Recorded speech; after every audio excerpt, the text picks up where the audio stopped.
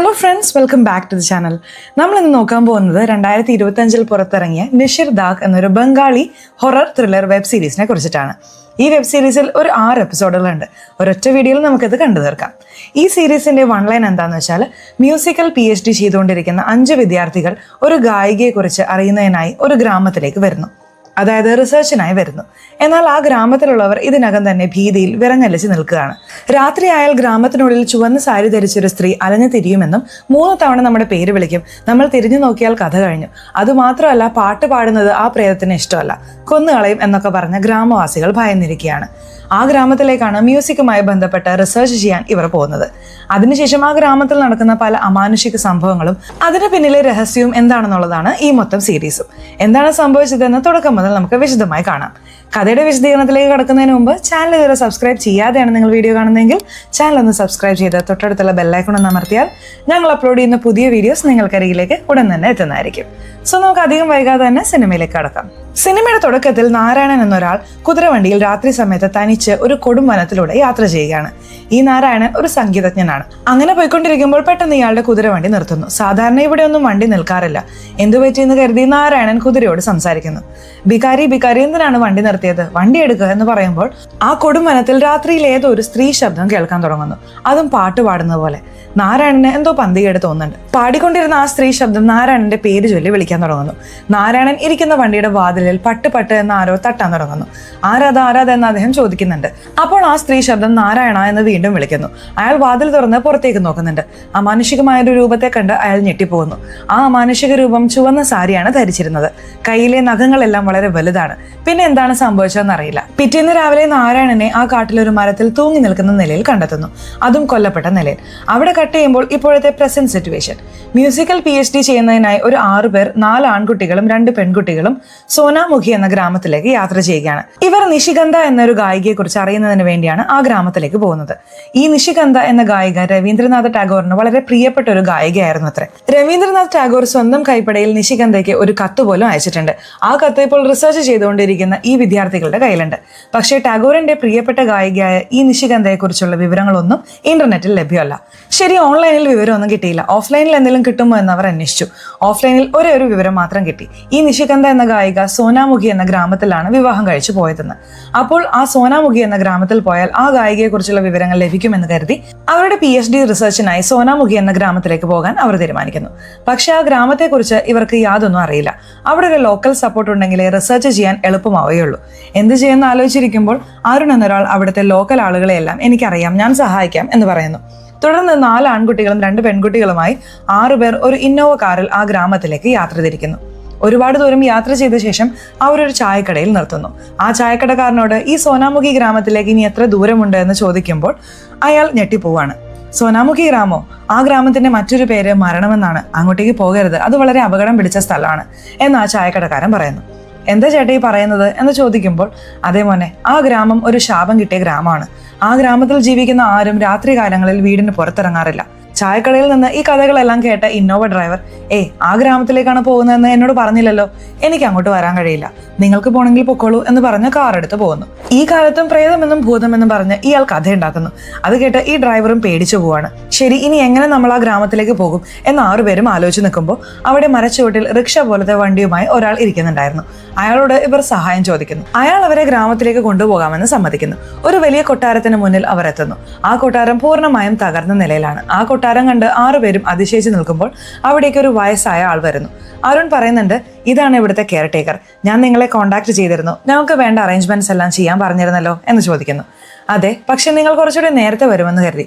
ഒരുപാട് വൈകിയല്ലോ, കുറച്ചുകൂടി കഴിഞ്ഞാൽ ഇരുട്ടാവും. ഇരുട്ടിയാൽ ഈ ഗ്രാമത്തിലുള്ള ആരും പുറത്തിറങ്ങില്ല. ഞാനൊരു റൂം ഒരുവിധം റെഡിയാക്കി വെച്ചിട്ടുണ്ട്, മെഴുകുതിരികളൊക്കെ വെച്ചിട്ടുണ്ട്, അത് വെച്ച് അഡ്ജസ്റ്റ് ചെയ്തോളൂ എന്ന് ആ കെയർ ടേക്കർ പറയുന്നു. ആഹാരത്തിന് ഞങ്ങൾ എന്ത് ചെയ്യുമെന്ന് ചോദിക്കുമ്പോൾ, ഞാൻ എൻ്റെ ഭാര്യയോട് പറഞ്ഞ് ഉണ്ടാക്കാൻ പറയാം, ആരെങ്കിലും ഒരാൾ എൻ്റെ വീട്ടിൽ വന്ന് വാങ്ങിക്കോളൂ. പക്ഷെ ഒരു കാര്യമുണ്ട്, ആണുങ്ങൾ ആരെങ്കിലും വന്ന് വാതിൽ മുട്ടിയാലേ ഞാൻ വാതിൽ തുറക്കൂ. സ്ത്രീകൾ വന്നാൽ ഞാൻ തീർച്ചയായും തുറക്കില്ല എന്ന് കെയർ ടേക്കർ പറയുന്നു.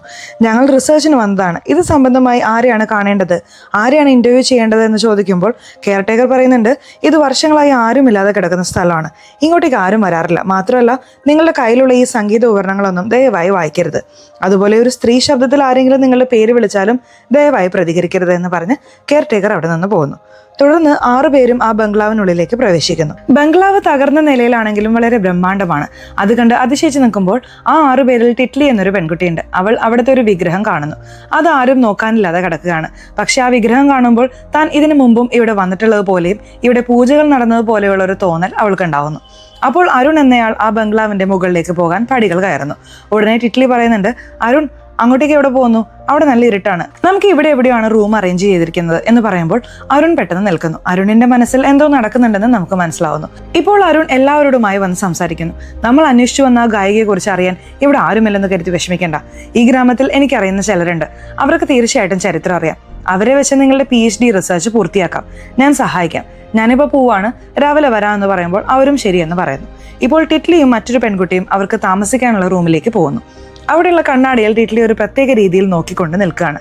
അപ്പോൾ കൂടെ വന്ന പെൺകുട്ടി, ഇതൊരു കണ്ണാടി മാത്രമാണ്, അതിൽ കാണുന്നത് നിന്റെ മുഖം തന്നെയാണ് എന്ന് പറഞ്ഞിട്ട് ഇവിടെ കറണ്ട് ഇല്ല, ഇന്റർനെറ്റ് ഇല്ല, എന്നാലും കുഴപ്പമില്ല എന്ന മട്ടിൽ അവർ അഡ്ജസ്റ്റ് ചെയ്ത് താമസിക്കാൻ തീരുമാനിക്കുന്നു. ഇവർക്ക് സഹായം ചെയ്തുകൊണ്ടിരിക്കുന്ന അരുൺ തനിച്ച് രാത്രിയിൽ നടന്നു പോകുന്നു. ഒടുവിൽ ഒരു വീടിന് മുന്നിലെത്തി വാതിൽക്കൽ മുട്ടുന്നു. മറുവശത്ത് ടിറ്റ്ലിയും അവളുടെ ബോയ്ഫ്രണ്ടും നടക്കാൻ പോകുന്നു. അപ്പോൾ ടിറ്റ്ലി പറയുന്നുണ്ട്, ഈ നിശിഗന്ധ എന്ന ഗായികയെ കുറിച്ച് നമുക്ക് വിവരങ്ങളൊന്നും കിട്ടിയില്ലെങ്കിൽ നമ്മളിവിടെ കുടുങ്ങി പോരുത്. നമുക്ക് മറ്റൊരു ഗായികയെ തിരഞ്ഞെടുത്ത് ആദ്യം മുതൽ റിസർച്ച് തുടങ്ങാം എന്ന് പറയുന്നു. അതിന് ടിറ്റ്ലിയുടെ ബോയ്ഫ്രണ്ട് പറയുന്നു, രവീന്ദ്രനാഥ ടാഗോറിന് അങ്ങനെ പ്രിയപ്പെട്ട ഗായകർ അധികം ഉണ്ടായിരുന്നില്ല. ആകെ 3 പേർ, അതിലൊരാളാണ് ഇവർ. അതെങ്ങനെ വിട്ടുകളയാൻ പറ്റും? നമുക്ക് എന്തായാലും റിസർച്ച് ചെയ്ത് എല്ലാം കണ്ടുപിടിക്കാം എന്നയാൾ പറയുന്നു. ഇപ്പോൾ അരുൺ ഒരു വീടിന്റെ വാതിൽക്കൽ മുട്ടിക്കൊണ്ടിരിക്കുന്നത് നമ്മൾ കണ്ടല്ലോ. അത് മറ്റാരുടെയും വീടല്ല, അവന്റെ വീട് തന്നെയാണ്. സത്യത്തിൽ അരുൺ ചെറുപ്പത്തിൽ ഇവിടെയാണ് ജീവിച്ചിരുന്നത്. ഇപ്പോൾ അവന്റെ അമ്മ മാത്രമാണ് അവിടെ ഉള്ളത്. അമ്മ ആരാന്ന് ചോദിക്കുന്നു. ഞാനാണ് അമ്മയെന്ന് പറഞ്ഞതും വാതിൽ തുറന്ന് മകനെ അകത്തേക്ക് വിളിച്ച് വേഗം വാതിലടയ്ക്കുന്നു. ഒരുപാട് നാളിന് ശേഷം മകനെ കാണുകയാണ്. സുഖമാണോ, എന്ത് ചെയ്യുന്നു എന്നൊക്കെയാണ് ചോദിക്കേണ്ടത്. പക്ഷെ അമ്മ ആദ്യം ചോദിച്ചത് നീ എന്തിനാണ് ഇങ്ങോട്ടേക്ക് വന്നത് എന്നാണ്. ഈ ഗ്രാമത്തിൽ രാത്രിയായാൽ എന്ത് സംഭവിക്കുന്നത് നിനക്കറിയാലോ, എന്നിട്ടും എന്തിനാണ് നീ വീണ്ടും ഇങ്ങോട്ടേക്ക് വന്നത്? ഇവിടെ നിൽക്കുന്നത് നല്ലതിനല്ല മോനെ, ഇവിടെ നിന്ന് പോ എന്ന് അമ്മ പറയുന്നു. അപ്പോഴാണ് നമുക്ക് കാര്യം മനസ്സിലാവുന്നത്. ഈ ഗ്രാമത്തിൽ എല്ലാവരും സാധാരണ മരണമാണ് മരിക്കുന്നത്. പക്ഷെ നിങ്ങൾ എന്താണ് ചുവന്ന സാരി ധരിച്ച് ഏതോ ഒരു അമാനുഷിക രൂപം രാത്രിയിൽ കൊലപാതകങ്ങൾ നടത്തുന്നു എന്ന് കഥയുണ്ടാക്കുന്നത്? ഈ നാട്ടിൽ പ്രേതവുമില്ല, പിശാചുമില്ല എന്ന് അരുൺ പറയുന്നു. അവന്റെ അമ്മ അത് സമ്മതിക്കുന്നില്ല. അരുണിനെ സംബന്ധിച്ചിടത്തോളം ഈ ഗ്രാമത്തിൽ പ്രേതമില്ല എന്ന് തെളിയിക്കണം. അതിനുവേണ്ടിയാണ് ഈ 5 പേർക്ക് സഹായം ചെയ്യാമെന്ന് പറഞ്ഞ് അവരെ ഇങ്ങോട്ടേക്ക് കൊണ്ടുവന്നത്. അരുണിന്റെ അമ്മ ഇവിടെ നിന്ന് പോകുമെന്ന് പറഞ്ഞ് ദേഷ്യപ്പെടുന്നുണ്ട്. ഇപ്പോൾ അരുൺ എന്തു ചെയ്യുന്നു എന്ന് വെച്ചാൽ അവിടെയുള്ള ഒരു ന്യൂസ് പേപ്പറിൽ എഴുതി വെക്കുന്നു, നാളെ ഈ കൊട്ടാരത്തിലേക്ക് വരൂ, ഈ നാട്ടിൽ പ്രേതമില്ലെന്ന് ഞാൻ തെളിയിച്ചു തരാം എന്ന് പറഞ്ഞിട്ട് അവൻ അവിടെ നിന്ന് ഇറങ്ങിപ്പോകുന്നു. മറുവശത്ത് ടിറ്റ്ലിയും അവളുടെ ബോയ്ഫ്രണ്ടും അവരുടെ കല്യാണത്തെക്കുറിച്ചൊക്കെ സംസാരിച്ച് നടക്കുകയാണ്. ടിറ്റ്ലി തമാശ പറയുന്നുണ്ട്, ഞാൻ എപ്പോഴാണ് നിന്നെ കല്യാണം കഴിക്കാമെന്ന് പറഞ്ഞത് എന്ന്. അപ്പോൾ ടിറ്റ്ലിയുടെ ബോയ്ഫ്രണ്ട് പാട്ടൊക്കെ പാടി ടിറ്റ്ലിയെ സന്തോഷിപ്പിക്കാൻ ശ്രമിക്കുന്നു. അപ്പോൾ ആ ഗ്രാമത്തിൽ താമസിക്കുന്ന ഒരു വയസ്സായ സ്ത്രീ ഇവരെ ശ്രദ്ധിക്കുന്നു. പാട്ടൊക്കെ പാട്, നന്നായി പാട്, അവൾ വരും, നിനക്ക് കിട്ടും എന്ന രീതിയിൽ ആ മുത്തശ്ശി സംസാരിക്കുന്നു. ആ മുത്തശ്ശിയെ കണ്ടാൽ മാനസിക നില തെറ്റിയ ആളെ പോലെയാണ് തോന്നുന്നത്. പക്ഷെ അവർക്ക് നല്ല ബോധമുണ്ടെന്ന് നമുക്ക് മനസ്സിലാവുന്നുണ്ട്. അതിനുശേഷം ടിറ്റ്ലിയും ബോയ്ഫ്രണ്ടും നടന്നു പോകുമ്പോൾ മൈ ഫ്രണ്ട് എന്ന് ആരോ ടിറ്റ്ലിയെ വിളിക്കുന്നത് പോലെ ശബ്ദം കേൾക്കുന്നു. ടിറ്റ്ലി പെട്ടെന്ന് തിരിഞ്ഞു നോക്കുന്നു. അവിടെ ആരെയും കാണാനില്ല. ആ കൊട്ടാരത്തിനുള്ളിൽ പ്രവേശിച്ച മുതൽ ടിറ്റ്ലിയെ ഈ ശബ്ദം പിന്തുടരുന്നുണ്ട്. പക്ഷേ ടിറ്റ്ലി തൽക്കാലം അത് കാര്യമാക്കുന്നില്ല. നേരെ കെയർ ടേക്കറുടെ വീട്ടിലേക്ക് പോകുന്നു. കെയർ ടേക്കർ ശരിയായ വാശിക്കാരനാണ്. ടിറ്റ്ലി എത്ര നേരമായി ഇങ്ങനെ നിൽക്കുന്നു എന്ന് കരുതി പാട്ട് പാടാൻ തുടങ്ങുന്നു. ഉടനെ തന്നെ കെയർ ടേക്കർ പുറത്തു വന്ന് ആഹാരം കൊടുത്തിട്ട്, ഇവിടെ പാടരുതെന്ന് ഞാൻ പറഞ്ഞിട്ടില്ലേ, ഇവിടെ സംഗീതവുമായി ബന്ധപ്പെട്ട് ഒന്നും ചെയ്യരുത്, സംഗീതവുമായി ബന്ധപ്പെട്ട് എന്ത് ചെയ്താലും അത് മരണത്തിലേക്കായിരിക്കും നയിക്കുക എന്ന് പറഞ്ഞ് അവരെ പറഞ്ഞയക്കുന്നു. ഇപ്പോൾ എല്ലാവരും ആ കൊട്ടാരത്തിലിരുന്ന് സംസാരിക്കുകയാണ്. ഈ ഗ്രാമത്തിൽ സംഗീതമാണ് പ്രധാന പ്രശ്നം, അതിനെയാണ് എല്ലാവരും ഭയക്കുന്നത് എന്ന് പറയുമ്പോൾ ഒരുപക്ഷെ ഇത് നിഷി എന്ന പ്രേതത്തിന്റെ ജോലിയാകാം എന്നൊരാൾ പറയുന്നു. മറ്റൊരാൾ നിഷി എന്നാൽ എന്താണ് എന്ന് ചോദിക്കുന്നു. നിഷി എന്നത് ബംഗാളി ജനതയെ ഭയപ്പെടുത്തിയിരുന്ന ഒരു പ്രേതമാണ്. ഈ നിഷി എങ്ങനെയാണ് ഒരാളെ കൊല്ലുന്നതെന്ന് വെച്ചാൽ ടാർഗറ്റ് ചെയ്യുന്ന ആൾക്ക് പരിചയമുള്ളവരുടെ ശബ്ദത്തിൽ സംസാരിക്കുകയും വിളിക്കുകയും ചെയ്യും. അതായത് ഒരാളെ ടാർഗറ്റ് ചെയ്താൽ അവരുടെ അമ്മ, ചേച്ചി, അനിയത്തി എന്നിങ്ങനെയുള്ള സ്ത്രീ ശബ്ദങ്ങളിൽ സംസാരിക്കും. അപ്പോൾ പരിചയമുള്ളവരാണ് വിളിക്കുന്നതെന്ന് കരുതി ആ ആൾ പ്രേതത്തിന്റെ അടുത്തേക്ക് ചെല്ലും. അത് വെച്ച് പ്രേതം ആക്രമിക്കും എന്നാണ് അവർ ചർച്ച ചെയ്യുന്നത്. പ്രത്യേകിച്ച് ഈ പ്രേതം 3 തവണ ഒരാളെ വിളിക്കും. അതിനോട് പ്രതികരിക്കാതെ നമ്മൾ അവഗണിച്ചാൽ നമുക്ക് കുഴപ്പമൊന്നുമില്ല. ഇനി പ്രതികരിച്ചാൽ കഥ കഴിയും. ഇതാണ് നിഷി എന്ന പ്രേതത്തിന്റെ രീതി എന്നവർ ചർച്ച ചെയ്യുന്നു. ഈ അരുൺ ഈ നാട്ടിൽ പ്രേതമില്ലെന്ന് തെളിയിക്കാം എന്നൊക്കെ പറഞ്ഞിരുന്നില്ലേ? അയാൾ രാത്രിയിൽ തനിച്ച് നടന്നു പോവാണ്. അപ്പോൾ അരുണിന്റെ പേര് ആരോ വിളിക്കുന്നത് പോലെ, അവന്റെ അമ്മയുടെ ശബ്ദം പോലെ തോന്നുന്നു. അമ്മ സമാധാനിപ്പിക്കാൻ വന്നതായിരിക്കും എന്ന് കരുതി അവൻ തിരിഞ്ഞു നോക്കുന്നു. തിരിഞ്ഞു നോക്കി അവൻ ഞെട്ടിപ്പോവാണ്. ചുവന്ന സാരി ധരിച്ച കയ്യിലെ നഖങ്ങളെല്ലാം നീണ്ടു വളർന്ന ഒരു അമാനുഷിക രൂപം അവന്റെ കൺമുന്നിൽ നിൽക്കുന്നു. അവിടെ കട്ട് ചെയ്യുമ്പോൾ ഈ കൊട്ടാരത്തിൽ തങ്ങിയിരിക്കുന്ന 5 പേരും സുഖമായി ഉറങ്ങുകയാണ്. പക്ഷേ ടിറ്റ്ലിക്ക് മാത്രം ഉറക്കം വരുന്നില്ല. അവൾ എഴുന്നേറ്റ് ആ കൊട്ടാരം ചുറ്റിക്കാണാൻ തുടങ്ങുന്നു. അങ്ങനെ ചുറ്റിക്കാണുന്നതിനിടയിൽ എന്തോ ഒന്ന് കണ്ട് അവൾ ഭയന്ന് നിലവിളിച്ചോടുന്നു. അവൾ എന്താണ് കണ്ടതെന്ന് നമ്മളോട് ഇപ്പോൾ കാണിക്കുന്നില്ല. ഇപ്പോൾ ചെറിയൊരു ഫ്ലാഷ് ബാക്ക് നമ്മളെ കാണിക്കുന്നു. സിനിമയുടെ തുടക്കത്തിൽ നാരായണൻ എന്നൊരാൾ ദുരൂഹ സാഹചര്യത്തിൽ കാട്ടിൽ മരിച്ചല്ലോ. അയാളുടെ സുഹൃത്ത് ഭയത്തോടെയും പരിഭ്രമത്തോടെയും ഇരിക്കുകയാണ്. നാരായണന്റെ സുഹൃത്തിന്റെ പേര് മഹേന്ദ്രൻ. അയാൾ മറ്റൊരാളോട് പറയുന്നുണ്ട്, എന്റെ സുഹൃത്ത് നാരായണൻ സാധാരണ മരണമല്ല മരിച്ചത്, അവനെ എന്തോ ഒന്നാണ് കൊന്നത്, അത് നമ്മളെയും വെറുതെ വിടില്ല എന്ന് പറയുമ്പോൾ നമ്മളൊന്നും ചെയ്തില്ലല്ലോ, നീ എന്തിനാണ് ഭയക്കുന്നത് എന്ന് അയാൾ ചോദിക്കുന്നുണ്ട്. അത് തന്നെയാണ് ഞാനും പറയുന്നത്, നമ്മളൊന്നും ചെയ്തില്ലല്ലോ, അതുകൊണ്ട് അത് നമ്മളെ വെറുതെ വിടില്ല എന്ന് അയാൾ പറയുന്നു. തന്റെ സുഹൃത്ത് നാരായണൻ മരിച്ചതിൽ മനം നൊന്ത് മഹേന്ദ്രൻ ഒരു പുഴയുടെ അരികിൽ ഇരിക്കുമ്പോൾ പിന്നിൽ ആരോ വന്ന് നിൽക്കുന്നത് പോലെ അയാൾക്ക് തോന്നുന്നു. ആരാണെന്ന് ചോദിച്ച് അയാൾ തിരിഞ്ഞു നോക്കുന്നുണ്ട്. ചുവന്ന സാരി ധരിച്ച ആ അമാനുഷിക രൂപം നാരായണന്റെ ഉറ്റ സുഹൃത്തായ മഹേന്ദ്രനെയും കൊലപ്പെടുത്തുന്നു. അവിടെ കട്ട് ചെയ്യുമ്പോൾ പ്രസന്റ് സിറ്റുവേഷൻ. നമ്മുടെ ടിറ്റ്ലി എന്തോ കണ്ട് ഭയന്നോടിയല്ലോ. അത് മറ്റൊന്നുമല്ല, കഴിഞ്ഞ രാത്രി ആ മാനുഷിക രൂപം അരുണിനെ ടാർഗറ്റ് ചെയ്തിരുന്നു. അരുണിനെ കൊന്ന് ആ കൊട്ടാരത്തിനുള്ളിൽ ഇട്ടിരിക്കുകയാണ്. അത് കണ്ടാണ് ടിറ്റ്ലി ഭയന്നത്.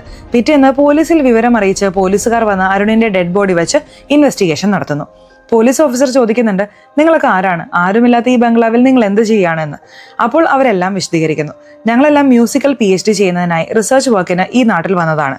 ഇൻസ്പെക്ടർ ചോദിക്കുന്നുണ്ട്, അതൊക്കെ ശരി, നിങ്ങൾ എന്തിനാണ് ഇവിടെ താമസിക്കുന്നത്? അപ്പോൾ അവർ കുറച്ചുകൂടി വിശദമായി പറയുന്നു, രവീന്ദ്രനാഥ ടാഗോറിന് പ്രിയപ്പെട്ട ഗായകർ കുറച്ചു പേരെ ഉണ്ടായിരുന്നുള്ളൂ. അതിലൊരാളാണ് നിഷിഗന്ധ എന്ന ഗായിക. അവരെക്കുറിച്ച് യാതൊരു ചരിത്രമോ വിവരങ്ങളോ ലഭ്യമല്ല. അതിനെക്കുറിച്ച് അറിയുന്നതിന് വേണ്ടിയാണ് അവർ ജീവിച്ചിരുന്നു എന്ന് പറയപ്പെടുന്ന ഈ നാട്ടിൽ വന്നത്. അവരെക്കുറിച്ച് അറിയാൻ വേണ്ടിയാണ് അവർ താമസിച്ചിരുന്ന ഈ ബംഗ്ലാവിൽ ഞങ്ങൾ താമസിക്കുന്നത് എന്നിവർ വിശദീകരിക്കുന്നു. അരുണിന്റെ അമ്മ അപ്പുറത്ത് നിന്ന് കരയുന്നുണ്ടായിരുന്നു. കോൺസ്റ്റബിൾ പറയുന്നു, അരുൺ ഈ നാട്ടിലെ പയ്യൻ തന്നെയാണ്, അരുണാണ് ഇവർക്കൊക്കെ സഹായം ചെയ്തുകൊണ്ടിരുന്നത്, അവന്റെ അമ്മയാണ് അവിടെ നിൽക്കുന്നത്. അപ്പോൾ ഓഫീസർ പറയുന്നു, പോസ്റ്റ്മോർട്ടം റിപ്പോർട്ട് വരുന്നവരെ ആരും ഈ സ്ഥലം വിട്ടു പോകരുത്. ഇപ്പോൾ ടിറ്റ്ലിയുടെ സുഹൃത്ത് കരയാണ്, എന്റെ വീട്ടുകാരൊക്കെ വിവരം അറിയിക്കണം, ഇവിടെ നിന്നൊരു കോള് പോലും പോകുന്നില്ല എന്ന് പറയുമ്പോൾ ഇൻസ്പെക്ടർ പറയുന്നുണ്ട്, ഇവിടെ നെറ്റ്വർക്ക് ഒന്നും കിട്ടില്ല, റിപ്പോർട്ട് വരുന്നത് വരെ നിങ്ങൾ എല്ലാവരും സംശയത്തിന്റെ നിഴലിലാണ്, അതുകൊണ്ട് ആരും ഈ ഗ്രാമം വിട്ട് പോകരുത് എന്ന് ഇൻസ്പെക്ടർ കർശനമായി പറയുന്നു. ഞങ്ങളോട് ഇവിടെ നിന്ന് പോകരുതെന്ന് പറയുന്നു, പക്ഷെ ഞങ്ങൾക്ക് ഇവിടെ താമസിക്കാൻ ഭയമാണ്, അതുകൊണ്ട് ഞങ്ങളുടെ സുരക്ഷയ്ക്ക് ആരെങ്കിലും ഒരാൾ ഇവിടെ ഉണ്ടെങ്കിൽ നന്നായിരുന്നു എന്ന് അവർ പറയുമ്പോൾ ഇൻസ്പെക്ടർ കൂടെയുള്ള കോൺസ്റ്റബിളിനോട്, നീ ഇന്ന് രാത്രി ഇവിടെ നിന്നോ എന്ന് പറയുന്നു. അയാൾ എന്നെ കൂടെ പറ്റില്ല സാറേ എന്ന് പറഞ്ഞ് അവിടെ നിന്ന് ഓടുന്നു. ഈ കോൺസ്റ്റബിൾ നാട്ടുകാരനായതുകൊണ്ടാണ് ഭയക്കുന്നത്, അതുകൊണ്ട് ടൗണിൽ നിന്ന് നിങ്ങൾക്കായി ഒരു കോൺസ്റ്റബിളിനെ അയക്കാം, അയാൾ ഇന്ന് രാത്രി നിങ്ങൾക്ക് കാവലുണ്ടാവും എന്ന് ഇൻസ്പെക്ടർ പറയുമ്പോൾ അവരും സമ്മതിക്കുന്നു. അരുണിന്റെ അമ്മ തല കറങ്ങി വീണ് കിടക്കുകയാണ്. അവർക്ക് വെള്ളം കൊടുത്ത് അമ്മ എഴുന്നേൽക്കുക എന്ന് പറയുമ്പോൾ അരുണിന്റെ അമ്മ പറയുന്നു, ഇതെല്ലാം ചെയ്യുന്നത് നിഷി എന്ന ആത്മാവാണ്. നിഷിയോ, എന്തിനാണ് അരുണിനെ കൊല്ലുന്നത് എന്ന് ചോദിക്കുമ്പോൾ അരുണിന്റെ അമ്മ പറയുന്നു, പണ്ട് ഇവിടെ 6 സംഗീത കുടുംബങ്ങൾ താമസിച്ചിരുന്നു. ആ 6 കുടുംബത്തിൽപ്പെട്ടവരെയാണ് ആ പ്രേതം ടാർഗറ്റ് ചെയ്യുന്നത്. അവരിൽ ആരെയും ആ പ്രേതം വെറുതെ വിടില്ല എന്ന് അരുണിന്റെ അമ്മ പറയുന്നു. ഇപ്പോഴാണ് നമുക്ക് മനസ്സിലാവുന്നത് അരുണിന്റെ അമ്മ എന്തിനാണ് അരുണിനോട് ഈ നാട്ടിൽ നിൽക്കണ്ട, പുറത്തേക്ക് പോയിക്കോ എന്ന് പറഞ്ഞതെന്ന്. അരുണിന്റെ കുടുംബം ആ സംഗീത കുടുംബങ്ങളിൽ ഒന്നാണ്. അരുണിന്റെ അമ്മ പണ്ട് നടന്ന സംഭവങ്ങളെ കുറിച്ച് വിശദീകരിക്കാൻ തുടങ്ങുന്നു. ഈ വലിയ കൊട്ടാരം ഒരു ജമീന്ദാറുടേതായിരുന്നു. ആ ജമീന്ദാർ വീട്ടിലൊരു സംഗീത പരിപാടി സംഘടിപ്പിച്ചു. ആ പരിപാടിയിൽ 6 സംഗീതജ്ഞർ വന്ന് വായിക്കുന്നു. സിനിമയുടെ തുടക്കത്തിൽ മരിച്ചുപോയ നാരായണൻ, പിന്നെ മഹേന്ദ്രൻ, കാശിനാഥ്, ദുമർ, ഹേമന്ത് എന്നിവരെല്ലാം സംഗീതജ്ഞരായിരുന്ന് വായിക്കാൻ തുടങ്ങിയിരുന്നു. അവിടെ നടുവിലായി രാജശേഖർ എന്നൊരാൾ തന്റെ മധുരമായ ശബ്ദത്തിൽ പാട്ടുപാടാൻ തുടങ്ങിയിരുന്നു. ആ പാട്ടിനനുസരിച്ച് ഇവർ സംഗീതം വായിക്കുന്നു. വൈകുന്നേരമായാൽ എല്ലാവരും ഈ കൊട്ടാരത്തിൽ ഒത്തുകൂടും. വളരെ സന്തോഷത്തോടെ പാട്ടൊക്കെ പാടിയിരിക്കും. സിനിമയുടെ തുടക്കത്തിൽ മരിച്ച നാരായണൻ അയാൾ മറ്റാരുമല്ല, ഇപ്പോൾ മരിച്ച അരുണിന്റെ മുത്തശ്ശനാണ്. മരിച്ചുപോയ നാരായണനും മഹേന്ദ്രനും ഉറ്റ സുഹൃത്തുക്കളായിരുന്നു. അവർ ഈ കൊട്ടാരത്തിലായിരുന്നപ്പോൾ ഇവിടെ ജോലി ചെയ്തിരുന്ന ഒരു ചെറിയ പെൺകുട്ടി ഡ്രസ്സൊക്കെ എടുത്ത് കൊണ്ടുവന്നിരുന്നു. ആ ചെറിയ പെൺകുട്ടിയോട് മോശമായി പെരുമാറുന്ന രീതിയിൽ അവർ കളിയാക്കിയിരുന്നു. ആ പെൺകുട്ടി കരഞ്ഞുകൊണ്ട് അവിടെ നിന്ന് പോയിരുന്നു. ഇപ്പോൾ പ്രസന്റ് സിറ്റുവേഷനിൽ അരുണിന്റെ അമ്മ പറയുന്നുണ്ട്, ആ സംഭവത്തിന് ശേഷമാണ് എല്ലാം മാറിയത്. എന്താണ് സംഭവിച്ചത് എന്ന് ടിറ്റ്ലി ചോദിക്കുമ്പോൾ അതറിയില്ല എന്ന് അരുണിന്റെ അമ്മ പറയുന്നു. അരുണിന്റെ അമ്മയ്ക്ക് വിശ്രമം ആവശ്യമാണെന്ന് പറഞ്ഞ് അവരെല്ലാവരും സമാധാനിപ്പിച്ച് അവിടെ നിന്ന് കൂട്ടിക്കൊണ്ടുപോകുന്നു. ടിറ്റ്ലി ഇവിടെ നടക്കുന്നതൊക്കെ കണ്ട് സങ്കടപ്പെട്ടിരിക്കുമ്പോൾ അവളുടെ ബോയ്ഫ്രണ്ട് വന്ന് സമാധാനിപ്പിച്ച് റൂമിലേക്ക് പോകാൻ പറയുന്നു. ശരിയെന്ന് പറഞ്ഞ് ടിറ്റ്ലി റൂമിലേക്ക് പോകുന്നു. അപ്പോൾ ജനലിലൂടെ പുറത്തേക്ക് നോക്കുമ്പോൾ ആരോ ഊഞ്ഞാലാടുന്നത് പോലെ തോന്നുന്നു, അതും ചുവന്ന സാരി ധരിച്ച്. ഉടൻ തന്നെ ടിറ്റ്ലി അവളുടെ ബോയ്ഫ്രണ്ടിനെ വിളിച്ച്, അവിടെ നോക്ക്, ആരോ ഇരിക്കുന്നു എന്ന് പറയുന്നു. ബോയ്ഫ്രണ്ട് വന്ന് നോക്കുമ്പോൾ അവിടെ ആരുമില്ല. നീ ഒരുപാട് സ്ട്രെസ്സിലാണ്, അതുകൊണ്ടാണ് ഇങ്ങനെയൊക്കെ തോന്നുന്നത്, അവിടെ ഒന്നുമില്ല, റിലാക്സ്ഡ് ആവ് എന്ന് അയാൾ പറയുന്നു. ടിറ്റ്ലി പറയുന്നു, നമ്മൾ ഇവിടേക്ക് വന്നിരുന്നില്ലെങ്കിൽ അരുൺ ഇപ്പോഴും ജീവനോടെ ഉണ്ടായേനെ എന്ന് പറഞ്ഞ് കരയാൻ തുടങ്ങുന്നു. ഇൻസ്പെക്ടർ ഇവരുടെ സുരക്ഷയ്ക്കായി ഒരു കോൺസ്റ്റബിളിനെ അയക്കാമെന്ന് പറഞ്ഞിരുന്നല്ലോ, അതുപോലെ ഒരു കോൺസ്റ്റബിൾ വന്നിട്ടുണ്ട്.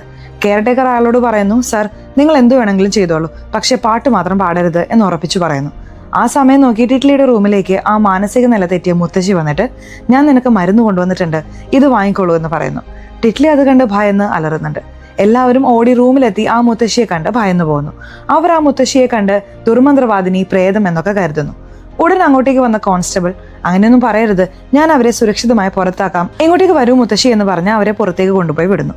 ഇവിടെയുള്ളവരുടെ സംശയം ആ വയസ്സായ മുത്തശ്ശി എങ്ങനെ അകത്ത് കടന്നു, എങ്ങനെ കൃത്യമായിട്ട് ഇറ്റ്ലിയുടെ റൂമിലെത്തി എന്നതാണ്. പതിവ് പോലെ എല്ലാവരും ഉറങ്ങുന്നു. ഉറങ്ങിക്കൊണ്ടിരിക്കുമ്പോൾ ആ കൊട്ടാരത്തിനുള്ളിൽ ആരോ പാട്ട് പാടുന്ന പോലത്തെ ശബ്ദം കേൾക്കുന്നു. ഉടൻ ഇറ്റ്ലി ആ ശബ്ദം എവിടെ നിന്നാണ് വരുന്നതെന്ന് നോക്കി ആ ശബ്ദത്തെ പിന്തുടർന്ന് പോകുന്നു. പടിഞ്ഞാറ് ഭാഗത്തുള്ള മുകളിലത്തെ മുറിയിൽ നിന്നാണ് ആ ശബ്ദം വരുന്നത്. ആ റൂമിനടുത്ത് എത്തിയപ്പോൾ എന്നെ രക്ഷിക്കൂ എന്ന് ഒരു ശബ്ദം കേൾക്കുന്നുണ്ട്. ഭയന്ന് അവൾ ഓടി വരുന്നു. അവളുടെ റൂമിൽ ഒരു വലിയ കണ്ണാടിയുണ്ട്. ആ കണ്ണാടിയുടെ മുന്നിൽ നിന്ന് അവൾ കിതയ്ക്കുന്നു. പെട്ടെന്ന് അവൾക്ക് പിന്നിൽ ഏതോ ഒരു രൂപം നിൽക്കുന്നത് പോലെ തോന്നുന്നു. അവൾ ഞെട്ടിപ്പോവാണ്. അത് അപ്രത്യക്ഷമാവുന്നു. മറുവശത്ത് അത്രയൊക്കെ പറഞ്ഞിട്ടും കേൾക്കാതെ ആ കോൺസ്റ്റബിൾ ഒരു ഭയവും ഇല്ലാതെ പാട്ടൊക്കെ പാടി ഉറങ്ങാനുള്ള കിടക്ക റെഡിയാക്കുകയാണ്. അപ്പോൾ ഈ കോൺസ്റ്റബിളിനെ ആരോ വിളിക്കുന്നത് പോലെ തോന്നുന്നു. കോൺസ്റ്റബിൾ പാട്ടും പാടിക്കൊണ്ട് തിരിഞ്ഞു നോക്കുമ്പോൾ ചുവന്ന സാരി ധരിച്ച ഒരു ദുരൂഹ രൂപം നിൽക്കുന്നു. അത്രയേ ഉള്ളൂ, ആ കോൺസ്റ്റബിളിന്റെ കഥയും കഴിഞ്ഞു. അവിടെ ആ മാനസിക നില തെറ്റിയ മുത്തശ്ശി ഒരു മൂലയിൽ നിന്ന് പറയുന്നു, പാട്, പക്ഷെ പാട്ട് കേൾക്കാൻ ഇവിടെ ആരുമില്ല. അവിടെ കട്ട് ചെയ്താൽ ഒരു ചെറിയ ഫ്ലാഷ് ബാക്ക് കാണിക്കുന്നു. 6 സംഗീതജ്ഞരെ നമ്മൾ കണ്ടല്ലോ, അതിൽ മഹേന്ദ്രനും നാരായണനും മരിച്ചുപോയി. ദീപങ്കർ എന്നയാൾ റൂമിനുള്ളിൽ പേടിച്ച് വിറച്ചിരിക്കുകയാണ്. പുറത്തേക്കേ വരുന്നില്ല. കാരണം 6 പേരും ഒന്നിച്ചായിരുന്നു. അതിൽ 2 പേർ ദുരൂഹ സാഹചര്യത്തിൽ കൊല്ലപ്പെട്ടു. അടുത്തത് താനാണെന്ന് കരുതി അയാൾ ഭയന്നിരിക്കുകയാണ്. അപ്പോൾ റൂമിലേക്ക് ആരോ കടന്നു വരുന്ന ശബ്ദം കേൾക്കുന്നു. ആ ശബ്ദം കേട്ടതും അയാൾ യാചിക്കാൻ തുടങ്ങി. എന്നോട് ക്ഷമിക്കൂ, എന്നെ വെറുതെ വിട് എന്ന് പറഞ്ഞ്. പക്ഷെ ആ അമാനുഷിക രൂപം ദീപങ്കരെയും കൊല്ലപ്പെടുത്തുന്നു. പിറ്റേന്ന് രാവിലെ ടിറ്റ്ലി വലിയ ശബ്ദം കേട്ട് ഞെട്ടി ഉണരുന്നു. എന്തു പറ്റിയെന്ന് കൂടെയുള്ള പെൺകുട്ടി ചോദിക്കുമ്പോൾ കണ്ണാടിയിൽ എന്തോ ഒരു അമാനുഷിക രൂപത്തെ കണ്ടു എന്ന് പറയുന്നു. അതൊന്നുമില്ല, ഞാൻ അടുത്ത് തന്നെയുണ്ട് എന്ന് അവൾ പറയുന്നു. ശരി, മറ്റുള്ളവരെല്ലാവരും എവിടെ പോയി എന്ന് ചോദിക്കുമ്പോൾ നമ്മുടെ സുരക്ഷയ്ക്ക് വന്ന കോൺസ്റ്റബിൾ ഇല്ലേ, അയാൾ മരിച്ചുപോയി എന്ന് പറയുന്നു. അത് കേട്ടിട്ട് ഇറ്റ്ലി ഞെട്ടിപ്പോകുന്നു. ഇവിടുത്തെ നാട്ടുകാരെല്ലാവരും വന്ന് ഇൻസ്പെക്ടറോട് വഴക്കിടുന്നു. ഇവരെ സഹായിക്കരുത്, ഇനി ആരെങ്കിലും ഇവരെ സഹായിക്കാൻ ശ്രമിച്ചാൽ അവരും മരിക്കുമെന്ന്. ഉടൻ ഈ ആൾക്കൂട്ടത്തെ മാറ്റുക എന്ന് ഇൻസ്പെക്ടർ പറഞ്ഞ് എല്ലാവരെയും അവിടെ നിന്ന് മാറ്റുന്നു. ഇപ്പോൾ നമ്മുടെ ടിറ്റ്ലി എല്ലാവരോടുമായി കാര്യങ്ങൾ പറയുന്നു. ഇന്നലെ രാത്രി മുകളിലെ ആ പൂട്ടിക്കിടന്ന മുറിയിൽ നിന്ന് ആരോ പാട്ട് പാടുന്ന ശബ്ദം കേട്ടു. അവിടെ ആരാണെന്ന് നോക്കാൻ ഞാൻ പോയി. അപ്പോൾ ഉള്ളിൽ നിന്ന് ആരോ കരയുന്ന ശബ്ദം കേട്ടു. എന്നെ രക്ഷിക്കുമെന്ന്. അത് കേട്ട് ഭയന്ന് ഞാൻ തിരിച്ചു വന്നു. മുറിയിൽ വന്നപ്പോൾ കണ്ണാടിയിൽ സാരി ധരിച്ചൊരു സ്ത്രീ രൂപത്തെ കണ്ടു എന്നിങ്ങനെ താൻ അനുഭവിച്ച പല കാര്യങ്ങളും അവർ പറയുന്നു. ടിറ്റ്ലിക്ക് എന്തോ സംഭവിച്ചതെന്നാണ് അവിടെയുള്ളവരെല്ലാവരും കരുതുന്നത്. ആ സമയം കെയർ ടേക്കർ വരുന്നുണ്ട്. എന്നോട് ക്ഷമിക്കണം, അരുണും കോൺസ്റ്റബിളും മരിച്ചു. അവരുടെ മരണത്തിന് കാരണം ഞാനാണ് എന്ന് അയാൾ പറയുന്നു. നിങ്ങളോ എന്ന് ചോദിക്കുമ്പോൾ കെയർ ടേക്കർ പറയുന്നുണ്ട്, ഈ നാട്ടിൽ തുടർച്ചയായി ആളുകൾ മരിക്കുന്നു. അതിന് കാരണം പ്രേതമാണെന്ന് നാട്ടുകാർ പറയുന്നു. പക്ഷെ ഇവിടെ പ്രേതവുമില്ല, ഒന്നുമില്ലെന്ന് തെളിയിക്കാൻ വേണ്ടി ഈ റിസർച്ചേഴ്സായ 5 പേരെയും ഈ കൊട്ടാരത്തിൽ താമസിപ്പിക്കാൻ അരുൺ പ്ലാൻ ചെയ്തിരുന്നു. ആരും ഈ കൊട്ടാരത്തിൽ താമസിക്കാൻ വരില്ല. പക്ഷെ ഈ കെയർ ടേക്കർക്ക് പണം കൊടുത്ത് ഇവർക്ക് റൂം അറേഞ്ച് ചെയ്യാൻ അരുൺ പറഞ്ഞു. ഇവരെ വെച്ച് ഈ നാട്ടിൽ പ്രേതമില്ലെന്ന് തെളിയിക്കാം എന്നായിരുന്നു അവന്റെ പ്ലാൻ. പക്ഷെ നാട്ടിൽ കാലുകുത്തിയ ഉടനെ ആ പ്രേതം അരുണിനെ കൊന്നു. കെയർ ടേക്കർ പറയുന്നുണ്ട്, ഈ വീട്ടിൽ പ്രേതമുണ്ടെന്നത് സത്യമാണ്. എനിക്ക് മുൻപ് എന്റെ അച്ഛനായിരുന്നു ഈ ബംഗ്ലാവിന്റെ കെയർ ടേക്കർ. ഒരു തവണ അദ്ദേഹം ബംഗ്ലാവിന്റെ ഉള്ളിലേക്ക് വരുമ്പോൾ ചുവന്ന സാരി ധരിച്ച ആരോ നടന്നു പോകുന്നത് കണ്ടു. അത് കണ്ട് അദ്ദേഹം ഭയന്നു പോയിരുന്നു. ഞാൻ അരുണിന്റെ വാക്ക് കേട്ട് നിങ്ങളെയും ഈ പ്രശ്നത്തിൽ ചാടിച്ചു. എന്നോട് ക്ഷമിക്കണം എന്ന് കെയർ ടേക്കർ പറയുന്നു. ഇപ്പോൾ ടിറ്റ്ലിയുടെ ബോയ്ഫ്രണ്ട്, ആ റൂമിൽ നിന്നല്ലേ ശബ്ദം കേട്ടതെന്ന് നീ പറഞ്ഞത്? വാ, ആ റൂമിന്റെ പൂട്ട് പൊളിച്ച് അകത്തേക്ക് എന്താണെന്ന് നോക്കാം എന്ന് പറഞ്ഞ് മുകളിലെ റൂമിന്റെ പൂട്ട് തല്ലി പൊളിക്കാൻ തുടങ്ങുന്നു. കെയർ ടേക്കർ ഇതിനകം തന്നെ ഒരുപാട് പ്രശ്നങ്ങളായി. വെറുതെ ആ പൂട്ട് പൊളിച്ച് കൂടുതൽ പ്രശ്നങ്ങൾ ഉണ്ടാക്കരുത്, ദയവായി നിർത്ത് എന്ന് പറഞ്ഞിട്ടും ടിറ്റ്ലിയുടെ ബോയ്ഫ്രണ്ട് കേൾക്കുന്നില്ല. ഒടുവിൽ ആ റൂമിന്റെ പൂട്ട് പൊളിയുന്നു. വാതിൽ തുറന്ന് എല്ലാവരും അകത്തേക്ക് പോവാണ്. അവിടെ ഒരു പഴയ ഫോട്ടോയുണ്ട്. ആ ഫോട്ടോയിലുള്ള സ്ത്രീ ഒരു സാരി ധരിച്ചിട്ടുണ്ട്. അത് ടിറ്റ്ലി വളരെ ആരാധനയോടെ നോക്കി നിൽക്കുന്നു. ഒരു ഘട്ടം കഴിയുമ്പോൾ ടിറ്റ്ലി സംസാരിക്കാൻ തുടങ്ങുന്നു. ഈ ഫോട്ടോയിലുള്ള സ്ത്രീയും ആ സ്ത്രീ ധരിച്ചിരിക്കുന്ന വസ്ത്രവും ടിറ്റ്ലിയുടേതാണെന്ന ഭാവത്തിൽ അവർ സംസാരിക്കുന്നു. ടിറ്റ്ലി നിനക്ക് എന്തു പറ്റിയെന്ന് ചോദിക്കുമ്പോൾ അവൾ തലയിൽ കൈവച്ച് എന്താണ് സംഭവിക്കുന്നതെന്ന് മനസ്സിലാവാതെ ആലോചിക്കുന്നു. അതിനുശേഷം ആ റൂമിലുള്ള പിയാനോയും അവർ കാണുന്നു. ടിറ്റ്ലിക്ക് തല വേദനിക്കുന്നു എന്ന് പറഞ്ഞതുകൊണ്ട് അവരെല്ലാവരും അവിടെ നിന്ന് പോകുന്നു. അവർ പോയ ശേഷം ആ ചുവന്ന സാരി ധരിച്ച പ്രേതം ആ റൂമിൽ നിന്ന് ഇവരെ നോക്കുന്നതായി കാണിക്കുന്നു. അതിനുശേഷം ടിറ്റ്ലിയുടെ ബോയ്ഫ്രണ്ട് പാചകം ചെയ്യാനായി അവിടുത്തെ ഒരു സ്റ്റൗ റെഡിയാക്കാൻ നോക്കുന്നു. അതെങ്ങനെ ഓൺ ചെയ്യണമെന്ന് അവൻ അറിയില്ല. അപ്പോൾ കെയർ ടേക്കർ പാചകത്തിനുള്ള സാധനങ്ങൾ എടുക്കാൻ പുറത്തു പോയിരുന്നു. ആ സമയത്ത് പെട്ടെന്ന് സ്റ്റൗവിൽ നിന്ന് തീ വരാൻ തുടങ്ങുന്നു. അത് കണ്ട് ടിറ്റ്ലിയുടെ ബോയ്ഫ്രണ്ട് ഞെട്ടിപ്പോവാണ്. കുറച്ച് സമയത്തിനുള്ളിൽ കെയർ ടേക്കർ വരുന്നു. കൊള്ളാലോ, നിങ്ങൾ തന്നെ ഇത് റെഡിയാക്കിയോ എന്ന് ചോദിക്കുന്നു. ഞാൻ എവിടെ റെഡിയാക്കി, ഓട്ടോമാറ്റിക്കായി തീ കത്തുന്നു എന്ന് ടിറ്റ്ലിയുടെ ബോയ്ഫ്രണ്ട് നോക്കി നിൽക്കുന്നു. ഇപ്പോൾ ആ കൊട്ടാരത്തിനുള്ളിലേക്ക് വീണ്ടും ആ മാനസിക നില തെറ്റിയ മുത്തശ്ശി വന്നിരിക്കുന്നു. അവർ ടിറ്റ്ലിയെ വിളിച്ച്, മോളെ ഇവിടെ നിന്ന് പൊക്കോളൂ, ഇവിടെ നിൽക്കരുത്, ഇത് വളരെ അപകടകരമാണ്, ഇവിടെയുള്ള ആരും ജീവനോടെ തിരിച്ചു പോകില്ല, അതുകൊണ്ടാണ് നിന്നോട് മാത്രം രഹസ്യമായി പറയുകയാണ്, നീ ഇവിടെ നിന്ന് പോയിക്കോ എന്ന് ആ മുത്തശ്ശി പറയുന്നു. കൊട്ടാരത്തിൽ പ്രവേശിക്കുമ്പോൾ മുതൽ ടിറ്റ്ലിക്ക് മാത്രം ചില അമാനുഷിക ശബ്ദങ്ങളും അനുഭവങ്ങളും ഉണ്ടായി. ഇപ്പോഴതാ ഈ 5 പേർക്ക് ചുറ്റും വിചിത്രമായ അമാനുഷിക അനുഭവങ്ങൾ ഉണ്ടാകാൻ തുടങ്ങുന്നു. ഇപ്പോൾ എല്ലാവരും എല്ലാവരും ഒന്നിച്ചുകൂടി എനിക്ക് തോന്നുന്നത് നമ്മളെല്ലാവരും മരിക്കാൻ പോവുകയാണെന്നാണ്, നമുക്ക് ഇവിടെ നിന്ന് പോകാനും കഴിയുന്നില്ല എന്ന് പറഞ്ഞ് കരയുന്നു. ഈ ഗ്രാമം തന്നെ ശരിയല്ല, ഇവിടെ ഒരു ടെലിഫോൺ സിഗ്നൽ പോലും ഇല്ല, പോലീസ് സ്റ്റേഷനിലെ ലാൻഡ് ലൈൻ വയർ പോലും കട്ടാണ്, പോലീസുകാർ പോലും ഒരു കമ്മ്യൂണിക്കേഷനും ഇല്ലാതെയാണോ ജോലി ചെയ്യുന്നത്, ഈ ഗ്രാമത്തെ മുഴുവൻ ആ പ്രേതമാണ് നിയന്ത്രിക്കുന്നത് എന്നൊക്കെ അവർ പറയുന്നു. ഇപ്പോൾ എല്ലാവരും ചേർന്ന് ഒരു തീരുമാനമെടുക്കുന്നു, ആരും തനിച്ചുറങ്ങണ്ട, എല്ലാവർക്കും ഒരേ മുറിയിൽ ഉറങ്ങാം. പക്ഷേ ടിറ്റ്ലിയും റിത്തോ എന്ന പയ്യനും മാത്രം ഉറങ്ങിയിട്ടില്ല. റിത്തോയ്ക്ക് ആ പൂട്ടിയ റൂമിലെ പിയാനോയുടെ ഒരു പ്രത്യേക താല്പര്യം ഉണ്ടായിരുന്നു. അതൊരു പഴയകാല പിയാനോ ആണെന്നൊക്കെ അവൻ പറഞ്ഞിരുന്നു. ഇപ്പോൾ ടിറ്റ്ലിയും റിത്തോയും ആ റൂമിലേക്ക് പ്രവേശിക്കുന്നു. റിത്തോ ആ പിയാനോ താല്പര്യത്തോടെ വായിക്കാൻ തുടങ്ങുന്നു. അങ്ങനെ വായിക്കുമ്പോൾ ടിറ്റ്ലിക്ക് ഒരു നല്ല ഫീൽ ഉണ്ടാവുന്നു. അപ്പോൾ ഒരു ഫ്ലാഷ് ബാക്ക് നമ്മളെ കാണിക്കുന്നു. രവീന്ദ്രനാഥ ടാഗോർ ഈ ബംഗ്ലാവിൽ ആദ്യമായി വരുമ്പോൾ വീടിനുള്ളിൽ ഒരു പെൺകുട്ടി പാട്ട് പാടുന്നുണ്ടായിരുന്നു. അദ്ദേഹം വന്ന ഉടനെ ഈ മധുരമായ ശബ്ദത്തിന്റെ ഉടമ ആരാണ് എന്ന് ചോദിക്കുന്നു. ഈ പെൺകുട്ടിയാണ് എന്നവർ കാണിക്കുന്നുണ്ട്. ടാഗോർ ആ പെൺകുട്ടിയെ കാണുന്നു. ആ പെൺകുട്ടി പാടുന്നത് ശ്രദ്ധിക്കുന്നു. അതാണ് ആ നിഷിഗന്ധ എന്ന ഗായിക. ആ ഗായികയുടെ കഥയാണ്. ഇപ്പോൾ റിത്തോ പിയാനോ വായിച്ചുകൊണ്ടിരിക്കുകയാണ് പ്രസന്റിൽ. പെട്ടെന്ന് നമ്മുടെ ടിറ്റ്ലി ഞാനാണ് നിഷി എന്ന് പറയുമ്പോൾ അയാൾ ഞെട്ടിപ്പോകുന്നു. ഇപ്പോൾ ഉറങ്ങിക്കിടന്ന മറ്റുള്ളവർ പിയാനോ ശബ്ദം കേട്ട് ഉണർന്നു. ഇവർ രണ്ടുപേരെയും കാണാനില്ലല്ലോ എന്ന് കരുതി അവർ ആ റൂമിലേക്ക് വരുന്നു. അതേസമയം മാനസിക നില തെറ്റിയ മുത്തശ്ശിയും ഈ കൊട്ടാരത്തെ നോക്കിക്കൊണ്ടിരിക്കുന്നു. ആ റൂമിനുള്ളിലുള്ള ടിറ്റ്ലി ആ നിഷിഗന്ധ എന്ന ഗായികയെ പോലെ റിത്തോയോട് സംസാരിക്കാൻ തുടങ്ങുന്നു. എന്നെ ഓർമ്മയില്ലേ, അറിയില്ലേ എന്നൊക്കെ. പെട്ടെന്ന് റിത്തോ ഓടിപ്പോയി വാതിൽ ലോക്ക് ചെയ്യുന്നു.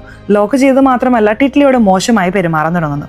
പെട്ടെന്ന് ടിറ്റ്ലി സാധാരണ നിലയിലാവുന്നു. എന്തിനാണ് വാതിൽ പൂട്ടിയത്, എന്തിനാണ് ഇങ്ങനെ പെരുമാറുന്നത് എന്ന് ചോദിക്കുന്നു.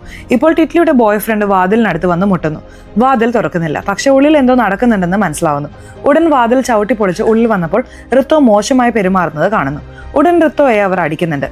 പിറ്റേന്ന് രാവിലെ ടിറ്റ്ലിയോട് കെയർ ടേക്കർ പറയുന്നുണ്ട്, നിങ്ങൾ ഇവിടെ നിൽക്കുന്നത് നല്ലതിനല്ല, എങ്ങനെയെങ്കിലും ഇവിടെ നിന്ന് പോയിക്കോളൂ. ഈ ഗ്രാമത്തിലുള്ളവർ പറയുന്നത് ആ 6 സംഗീതജ്ഞർ കാരണം എന്തോ ഒന്ന് സംഭവിച്ചിട്ടുണ്ട്, അതുകൊണ്ടാണ് ആ പ്രേതം ഈ ഗ്രാമത്തിൽ ചുറ്റിത്തിരിയുന്നത്. മാത്രമല്ല ആ 6 പേരിൽ ധൂമൻ എന്നൊരാൾ കൂടി ഉണ്ടായിരുന്നു.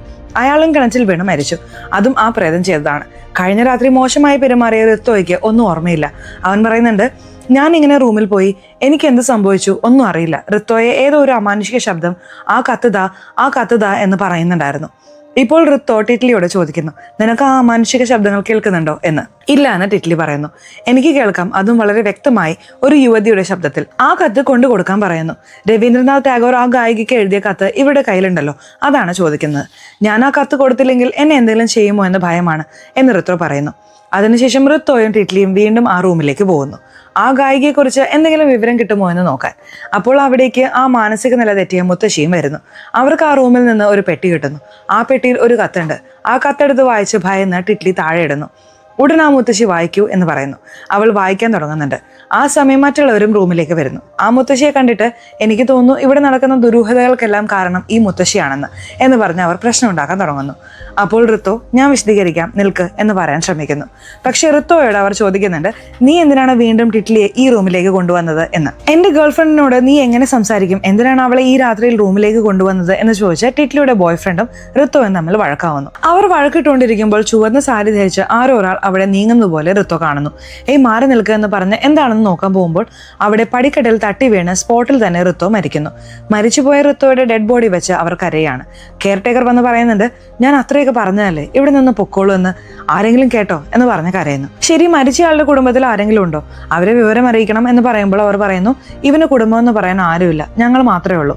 ഇപ്പോൾ ടിറ്റ്ലി നമുക്ക് ചുറ്റും എന്താണ് നടക്കുന്നതെന്ന് ആലോചിച്ചുകൊണ്ടിരിക്കുമ്പോൾ പെട്ടെന്ന് അവൾക്ക് എന്തോ ഓർമ്മ വരുന്നു. ഒരു സ്ത്രീ ഒരു ചെറിയ പെൺകുട്ടിയോട്, മോളെ ഇവിടെ നിൽക്കരുത്, കാട്ടിലൂടെ ഓടി രക്ഷപ്പെട്ടോ, ഇവിടെ നിൽക്കുന്നത് അപകടകരമാണ് എന്ന് പറഞ്ഞ് ഒരു ചെറിയ പെൺകുട്ടിയെ കാട്ടിലേക്ക് അയക്കുന്ന ഒരു ഫ്ലാഷ് ബാക്ക് ടിറ്റ്ലിയുടെ മനസ്സിലൂടെ പോകുന്നു.